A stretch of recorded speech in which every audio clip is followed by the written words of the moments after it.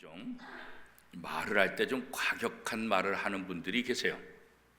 원래 본심은 그렇지 않은데 말을 할 때 그렇게 하시는 분들도 있어요. 아무튼 그게 본심이든 또 아니든 간에 그런 과격한 말들은 상대방으로 하여금 굉장히 기분을 상하게 하고 여러 가지 상처를 받아요. 그래서 마음이 약한 사람은 집에 가서 잠을 못 자고 밥도 못 먹고 그것 때문에 며칠 동안 그냥 알아보려는 그런 사람들도 있어요.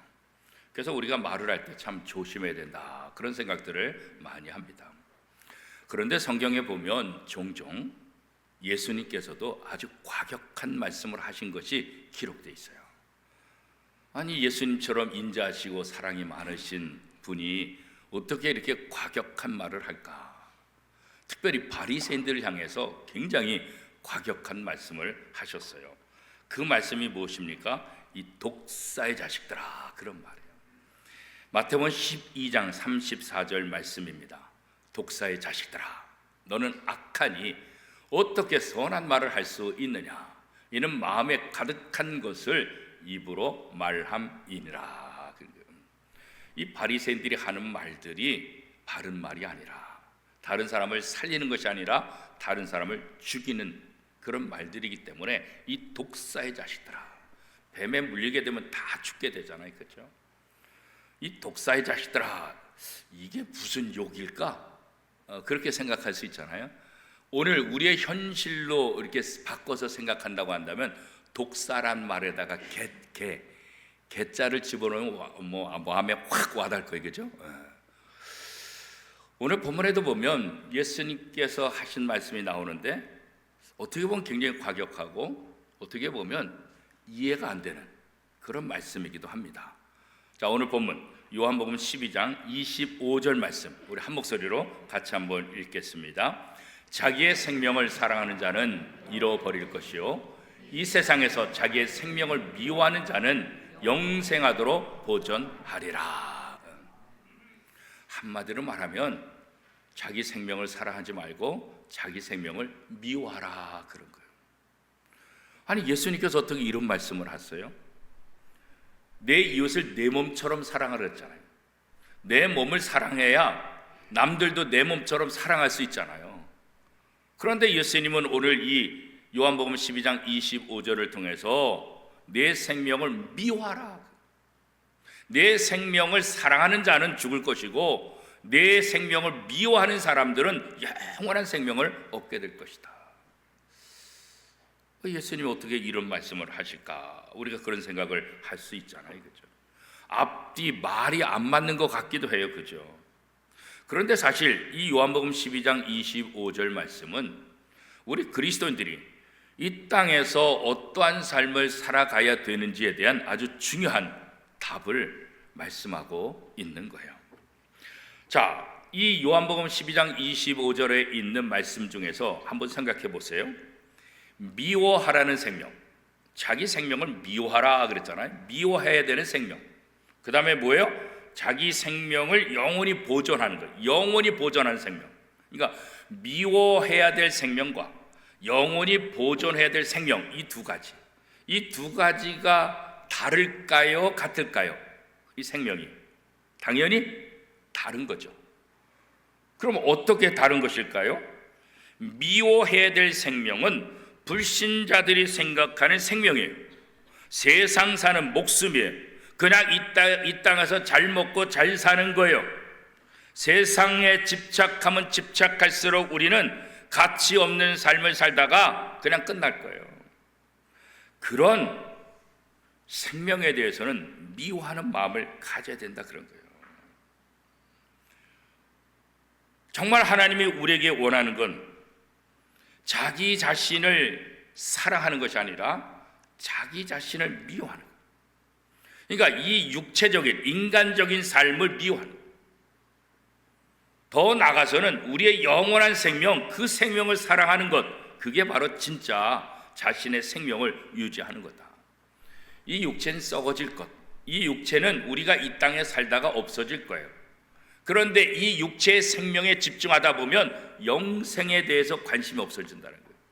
그러니까 이 육체의 생명에 대해서 우리가 사랑하고 이 육체의 생명에서 관심을 갖는 것이 아니라 우리가 진짜 가져야 될 영원한 생명, 거기에 관심을 가져야만 된다. 바로 이 이야기를 하고자 하는 거죠.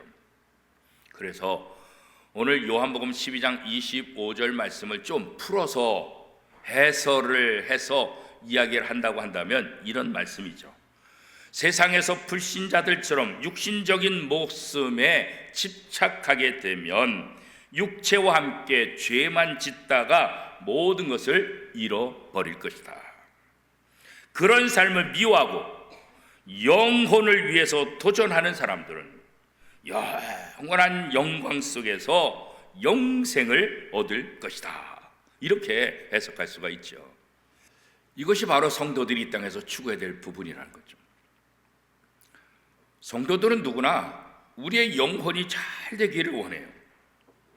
왜냐하면 우리의 영혼이 잘 돼야 우리의 육신, 우리의 범사도 잘 된다고 믿기 때문에 그런 거예요. 그래서 사도 요한은 요한 3서 1장 2절에 이렇게 말씀하시죠. 사랑하는 자여, 내 영혼이 잘됨같이 내가 범사에 잘되고 강건하기를 간구하노라. 범사가 잘 되는 비결은 뭐냐? 우리의 영혼이 잘 되는 거예요. 우리의 영혼이 잘 돼야만 우리 범사가 잘 된다 그런 거죠. 자, 그러면 어떻게 우리의 영혼이 잘 될 수 있을까요? 오늘 본문 요한복음 12장 24절은 이렇게 말합니다. 우리 한 목소리로 같이 한번 읽겠습니다. 내가 진실로 진실로 너희에게 이르노니 한 알의 밀이 땅에 떨어져 죽지 아니하면 한 알 그대로 있고 죽으면 많은 열매를 맺느니라. 우리의 영혼이 잘 되는 것은 우리가 한 알의 밀알이 되어야 된다. 한 알의 밀알이 돼서 우리 육체를 죽이는, 그럴 때 우리의 영혼이 잘 될 수 있다. 우리가 육체의 지배를 당하고 육체의 욕망에 따라 산다고 한다면 우리의 영혼까지도 피폐해질 것이고 우리의 영혼은 제대로 성장할 수가 없다. 그런 말씀이지요. 씨앗이 땅에 심겨져야 돼요. 씨앗이 땅에 심겨지지 않으면 어떻게 되겠어요? 아무런 영향력을 발휘하지 못해요.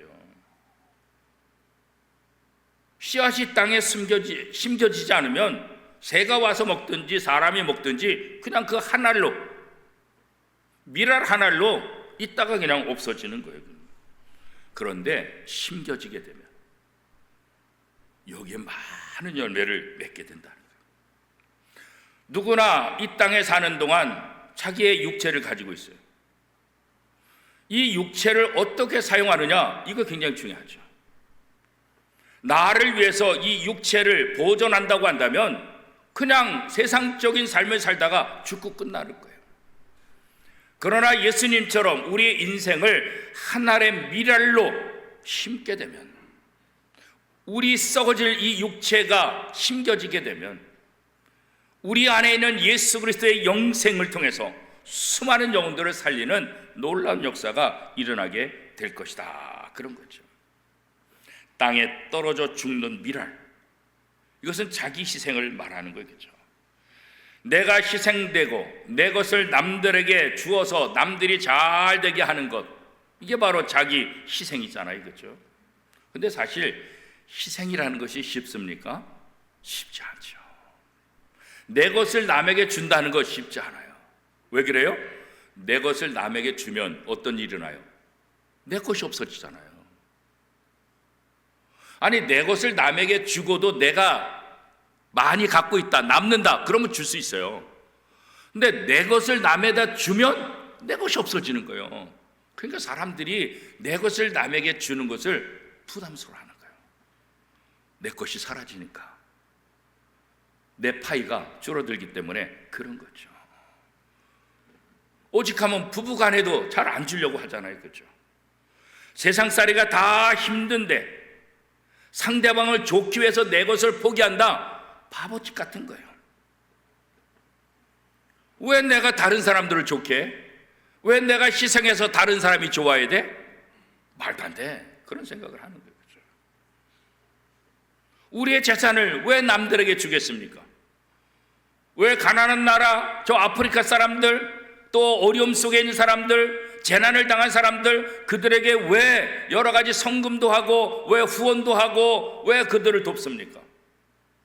나도 살기 힘든데. 그렇잖아요. 누가 자신의 몸을 다른 사람에게 줄 수 있겠어요? 내 장기를 다른 사람에게 준다는 거, 이거 쉽지 않아요. 이거 쉽지 않아요. 가족 간에도 주기가 쉽지 않아요. 그렇잖아요. 제가 포항에서 목회할 때 한 여자 권사님이 자기의 장기를 생면 모르는 사람에게 기증했어요. 권사님이 남편도 있고 자식들도 있고 시댁도 있고 친정도 있고, 그런데 다 반대를 하죠. 다 반대하죠. 아니, 남편을 위해서 주는 것도 아니고 자식을 위해서 주는 것도 아니고 생면 처음 보는 사람인데 그 사람을 위해서 자기 신의 장기를 준다는 게 쉽지 않잖아요. 그런데 그 권사님은 그렇게 하셨어요. 많은 사람이 걱정했는데 지금도 아주 건강한 모습으로 아주 잘 살고 계세요. 정말 특별한 부분이에요. 이게 쉽지 않아요. 그렇죠? 남을 위해서 내 것을 준다고 뭐가 돌아옵니까? 내 장기를 준다고 내게 뭐가 돌아옵니까? 오히려 내가 병약해지고 내가 잘못되고 내가 위험해질 수 있고 내 생명이 잘못되면 단축될 수밖에 없잖아요. 내 장기를 주어서 무슨 유익이 있냐고요. 그렇죠? 썩는 미랄, 자기 희생이에요. 정말 아깝지요. 지난주일 교사 헌신 예배 때 장신대 김성준 목사님이 오셔서 설교하면서 사랑이 뭐냐? 사랑은 헌신과 자기 희생과 손해다 그랬어요. 자기 희생과 손해, 그게 사랑이다. 자기 희생이 없고 내가 손해보는 것이 없다고 한다면 그게 온전한 사랑이 아닙니다. 우리 주님이 걸어가신 길이 그런 거죠. 자기를 내주고, 예수님께서 우리 죄인들을 위해서 자기 몸을 내주는데 예수님이 무슨 유익이 있어요? 손해밖에 없지, 손해밖에 없지. 그럼에도 불구하고 그 길을 걸어간 거예요. 그게 바로 사랑이라는 거죠. 우리를 향한 사랑이요. 근데 많은 사람들이 이 하늘의 미랄에 대해서 썩어지면, 땅에 심겨지면 많은 열매를 맺는다 그러는데 사실 정작 내가 심겨지는 거 원치 않아요. 내가 희생하는 거 원치 않아요. 그러니까 어떻게 해요? 그냥 그대로 있는 거예요. 변하지 않는 거예요. 영적인 성장도 일어나지 않는 거예요. 아무리 오래 교회 다녔다 할지라도 그냥 하나의 미랄이에요. 아무런 변화가 없어요. 그 사람을 통해서 아무런 열매도 맺혀지지 않는 거예요. 우리가 자기 희생을 한다고 한다면 때로는 시간도 투자해야 돼요. 물질도 투자해야 돼요. 몸도 나와서 봉사도 하고 이런저런 희생을 할 수 있잖아요. 그렇죠? 그런데 시간이 없어서, 물질이 없어서, 몸이 좀 이래서, 가정에 바빠서, 한번 생각해 보세요. 봉사하고 헌신하시는 분들, 희생하는 분들, 그분들은 시간이 남아서 할까요? 물질이 남아서 할까요? 건강이 남아 돌아서 쓸데가 없으니까 교회 나와서 헌신하고 봉사할까요? 그렇지 않아요. 여러분이 오늘 주일 예배 이렇게 드리기 위해서는 주중에 수많은 사람들의 헌신이 있다고요. 청소하는 사람, 꽃꽂이 하는 사람, 이것저것. 주중에 수많은 사람들의 손길을 통해서 오늘 주일 예배가 준비되는 거예요. 오늘 예배를 위해서 주중에 준비한 분들은 이 예배가 기대가 되는 거예요. 이 예배가 은혜가 되는 거예요. 아무런 헌신도 않고 아무런 희생도 하지 않은 사람은 불평이 나와요. 에어컨이 왜 그러냐, 뭐 본당이 왜 그러냐, 주차장이 왜 그러냐, 왜 그렇게. 희생하지 않은 사람은 불평 불만만 나와요. 그러나 희생해 본 사람은 감사해요. 기대해야 돼요. 은혜가 넘치게 되는 거예요. 그렇죠? 땅에 심으라, 이 말은 굉장히 중요한 거예요. 우리 자신을 땅에 심어야만 거기서 열매를 맺는 거예요. 어느 정도 열매를 맺을까요? 마태복음 13장 8절 말씀에 보니까 오늘 본문에도 있지만 더러는 좋은 땅에 떨어지매 어떤 것은 100배, 어떤 것은 60배, 어떤 것은 30배의 결실을 하였느니라. 오늘 본문은 24절에 많은 열매를 맺는다 그랬지만 이 마태복음 13장 8절에는 100배, 아예 명확하게 설명, 60배, 30배 열매를 맺는다. 그렇죠. 자기를 심는 사람은 누굴까? 예수를 믿지 않는 불신자들은 자기를 심어도 아무런 영향력이 없어요. 여러분, 씨를 심을 때 죽은 씨를 심으면 열매를 맺을까요? 안 맺을까요? 아무런 열매를 맺어요. 죽은 생명이 없는 씨앗을 심으면 그냥 썩어져 없어져요. 그냥 문드러져 없어져요. 살아있는 씨앗을 심어야만 거기서 100배, 60배, 30배 열매가 맺는 거예요. 그렇죠? 불신자들을 통해서 세상을 변화시키겠다? 하나님 그런 기대하지 않았어요. 불신자들은 생명이 없는 씨앗이에요. 누구에게 기대하겠어요? 생명이 있는 예수 그리스도.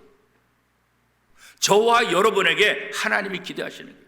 왜 예수님께서 제자들을 뽑아서 그들을 훈련시킬까요? 왜 그들에게 기대할까요? 그들에게 예수의 생명이 있기 때문에 그런 거예요.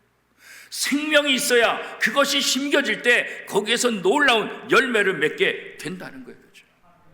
이 땅의 소망은 그래서 저와 여러분 속에 있는 거예요. 예수를 믿는 영원한 생명, 살아있는 생명을 갖고 있는 저와 여러분이 이 땅에서 그 역할을 감당해야 되는 거예요. 그런데 문제는 뭐예요? 우리가 심겨져야 되는데 안 심기는 거예요. 희생하지 않는 거예요. 그러니까 아무런 변화가 일어나지 않는 거예요.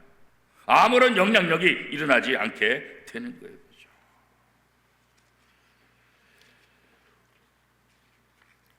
종로구 인사동에 가면 승동교회가 있어요. 이 승동교회는 1893년 6월에 선교사 사무엘 무어 목사님이 세운 교회예요. 16명을 교인을 해서 곤당골에 세운 교회. 그래서 처음 교회 이름은 바로 곤당골 교회. 사진 한번 보시면, 그런데 이 곤당골 교회가 세워진 그 다음에 이 무어 선교사가 길거리에서 우는 아이 하나를 발견해요. 그 아이의 이름은 박봉출이에요. 그래서 사무엘 선교사가 그 아이에게 찾아가서 묻는 거예요. 야, 너 왜 우냐? 그랬더니 박봉출이라는 어린아이가 뭐라 그러냐면 아버지가 발진 디프스로 인해서 죽어가요. 그래서 이 사무엘 무어 선교사는 그 당시 고종 황제의 주치, 시의, 요즘 말로 말하면 대통령 주치, 고종 황제의 주치였던 에비슨 박사를 찾아가서 그 에비슨 박사와 함께 이 박봉출이라는 어린아이 집으로 찾아가서 그 아버지를 치료해줘요. 기도하고 주사 넣고 약 처방을 해서 극적으로 이 아버지가 살아나요. 그런데 이 아버지는 백정이에요. 백정. 백정은 그 당시에 사람 취급을 받지 못해요. 근데 이 백정이 고종 황제를 치료하는 의사의 도움을 받고 회복되니까 아무도 자기를 사람 대접 안 해주는데 선교사가 자기를 살려주니까 그 은혜에 감격해서 전도하기 시작해요. 그래서 수많은 백정들이 이 곤당골 교회로 모이기 시작하는 거예요.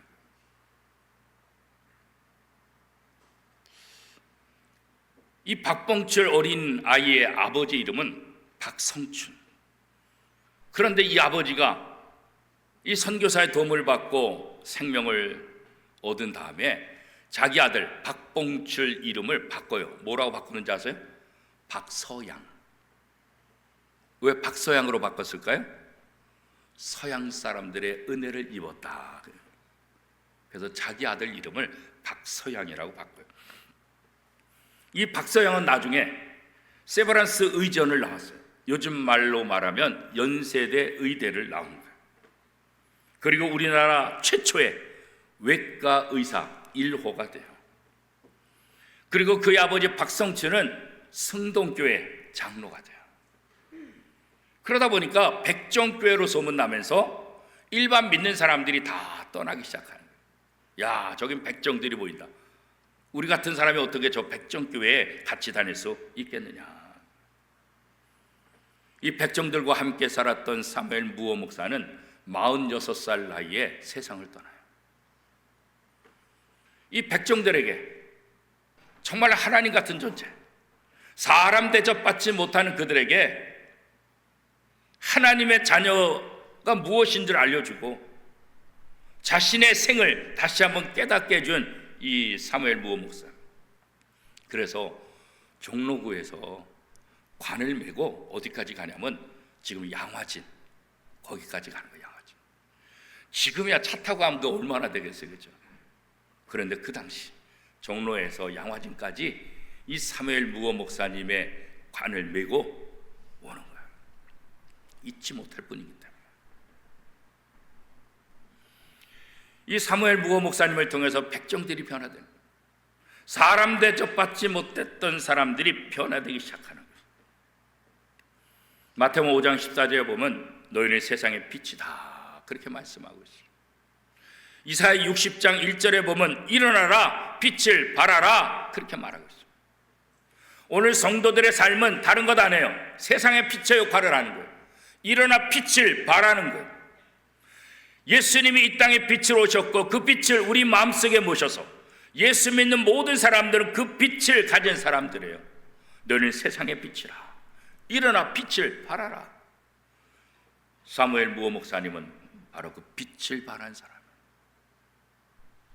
사람 대접받지 못하는 그들에게 복음을 전해주고 그들의 삶을 변화시킨 거예요. 무어 목사님은 이 백정들을 싫어하는 모든 사람들을 향해서 이렇게 말해요. 복음 앞에서는 모두가 평등합니다. 그렇습니다. 백정도 당당히 장로가 되고 백정의 아들이 의사가 되는 그 모습, 사무엘 무어 목사님이 빛의 역할을 감당했기 때문에 그가 하나의 미랄이어서 썩어져 그들을 위해서 희생했기 때문에 이런 놀라운 역사들이 일어날 수 있었던 것 아니겠어요? 그렇죠? 하나님은 오늘 저희들이 이 사무엘 무어 목사님처럼 우리의 삶의 자리에서 이렇게 자기 희생을 하며 하나의 미랄이 되기를 원하고 계세요. 사무엘 무어 목사님을 통해서 수많은 백정들이 살아나고 수많은 사람들이 하나님 앞에 돌아온 것처럼 우리를 통해서 영생을 모르던 사람들이 영생을 알게 되고 하나님의 자녀가 되기를 원하고 계신다는 거죠. 우리가 이렇게 일어나 빛을 발하게 될 때 우리 주변이 밝아지는 거예요. 우리 주변 사람들에게 생기가 도는 거예요. 우리의 가정이 변화되고 우리의 직장이 변화되고 우리의 교회가 변화되고 우리의 삶의 자리가 밝아지는 역사가 일어나게 될 줄로 믿습니다. 그러기 위해서는 내가 빛이라는 사실을 알아야 돼요. 내가 빛이라는 사실을 알아야 세상을 향해서 비칠 수 있는 거예요. 사도 바울은 빌립보서 4장 4절을 통해서 이렇게 말합니다. 주 안에서 항상 기뻐하라. 다시 말하노니 기뻐하라. 빌립보서 4장 13절은 이렇게 말합니다. 내게 능력 주신 자 안에서 내가 모든 것을 할 수 있느니라.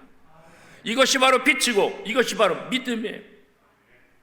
주 안에서 기뻐할 수 있다는 것, 내게 능력 주신 자 안에서 내가 모든 것을 할 수 있다는 이 믿음, 우리의 힘으로 감당할 수 없어요. 우리의 힘으로 해봤자 얼마 하다가 지쳐서 아무것도 못해요. 그러나 내게 능력 주시는 그분, 내게 빛이 되신 그분을 의지하고 그분의 힘으로 감당할 때 세상이 감당할 수 없는 일들을 우리가 하게 될 거예요. 그렇죠? 그리스도인들을 여러 종류로 나눌 수 있지만 두 가지 종류로 이렇게 나눈다고 한다면 이렇게도 나눌 수 있을 것 같아요. 하나는 수동적인 그리스도인, 하나는 능동적인 그리스도인. 수동적인 그리스도인들은 어떤 분일까요? 늘 남들이 해줘야만 되는 분들이에요. 남들이 좋은 말 해주고, 남들이 칭찬해주고, 남들이 다 해주고, 남들이 다 해줘야 거기서 살아가는 거예요. 다른 사람의 도움 없이는 성장할 수 없는, 자기가 뭐 하지 못해. 이분들은 늘 행복할 수가 없어요. 주변이 도와주면 행복하고, 그렇지 않으면 또 불평하고 짜증나고 힘든 그런 삶을 살아가게 되는 거죠. 그러니까 이런 분들은 빛이 될 수 없어요. 다른 사람들을 위해서 선한 영향력도 끼칠 수가 없어요. 그렇죠? 근데 반면에 능동적인 그리스도인이 있어요. 자기가 알아서 하는 거예요. 알아서. 교회에 필요한 것이 무엇인가? 지금 사람들에게 필요한 것이 무엇인가? 능동적으로 알아서 자기 할 일을 찾아서 하는 사람들. 지금 저 파리에서 올림픽을 하고 있는데 이 운동선수들도 다 마찬가지예요. 특별히 축구 경기에서 보면 남들이 패스를 잘 해줘서 골을 넣는 사람이 있어요. 자기 스스로 골을 만들지 못하고 남들이 잘 해줘야만 골을 넣는 사람이 있어요. 그런가 하면 어떤 사람은 자기가 기회를 만들어서 골까지 만드는 사람이 있어요. 손흥민 같은 사람이죠. 남들이 자기에게 주지 않아도 자기 스스로 기회를 만들어서 그 몇십 미터를 달려가서 골을 넣고 그러잖아요.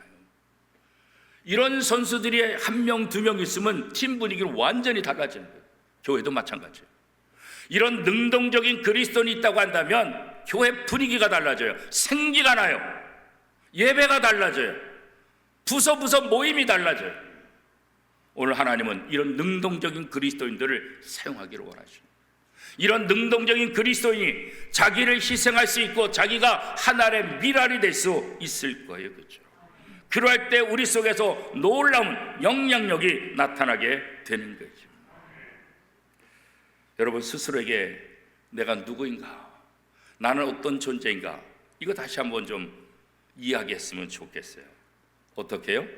이렇게 한번 여러분 스스로에게 말씀해 보세요. 나는 살리는 사람이다. 어디 가서나 나는 심고 비추고 생기를 주는 사람이다. 어디서든지 나는 마음이 상한 사람을 일으키는 사람이다. 어디 갔든지 나는 다른 사람들을 행복해 주는 사람이다.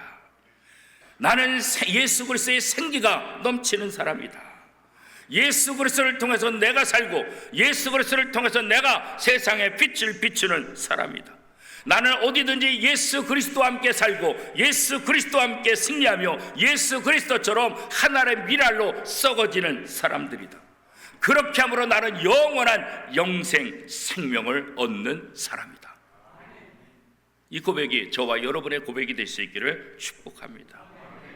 자기를 희생하고 자기를 죽여야만 영원한 생명을 얻을 수 있고 많은 열매를 맺을 수 있다고 오늘 예수님께서 말씀하고 있습니다. 오늘 본문 요한복음 12장 24절 25절 말씀 우리 한 목소리로 다시 한번 읽어보겠습니다. 내가 진실로 진실로 너에게 이르노니 한 알의 밀이 땅에 떨어져 죽지 아니하면 한 알 그대로 있고 죽으면 많은 열매를 맺느니라. 자기의 생명을 사랑한 자는 잃어버릴 것이요 이 세상에서 자기의 생명을 미워하는 자는 영생하도록 보존하리라. 그렇습니다. 내 생명을 유지하고자 하면 한 알 그대로 있어요. 그러나 나를 희생하면 나를 심으면 거기에 놀라운 역사가 일어나게 될 것입니다. 이 은혜가 저와 여러분 속에 넘쳐나기를 축복합니다.